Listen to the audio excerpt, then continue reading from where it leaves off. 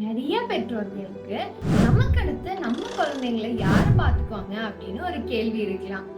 ஆந்திர பிரதேஷ்ல ஒரு குட்டி அமைதியான கிராமத்துல திம்மம்மா மரிமனு அப்படின்னு ஒரு பெரிய ஆலமரம் இருக்கான். அந்த மரம் 5 ஏக்கர் அளவுக்கு பெருசாம்.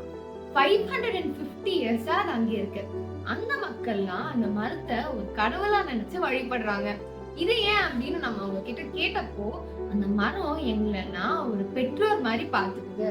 ஏன்னா அது உயிர் தருது, நம்ம உயிரை பாதுகாக்குது, அப்புறம் நம்ம வாழ்றதுக்கு இடம் கொடுக்குது அப்படின்னு சொன்னாங்க. அந்த கிராமத்து மக்கள்லாம் அவங்களோட குழந்தைங்களை அந்த மரம் பத்திரமா பாத்துக்கும் அப்படின்னு நம்புறாங்க. நீங்களும் எங்க கூட வனம் இந்தியா ஃபவுண்டேஷன்ல சேர்ந்து நம்ம ஃபியூச்சர் ஜெனரேஷனுக்காக மரம் வளர்க்கவும் நம்ம சுற்றுச்சூழலை பாதுகாக்கிறதுக்கும் உதவுங்க. இந்த வீடியோ உங்களுக்கு பிடிச்சிருந்தா லைக் அண்ட் ஷேர் பண்ணிட்டு நம்ம வனம் இந்தியா ஃபவுண்டேஷன் பேஜுக்கு சப்ஸ்கிரைப் பண்ணிக்கோங்க. நான் உங்களை இதே மாதிரி இன்னொரு வீடியோல சந்திக்கிறேன். அது வரைக்கும் பாய் பாய்.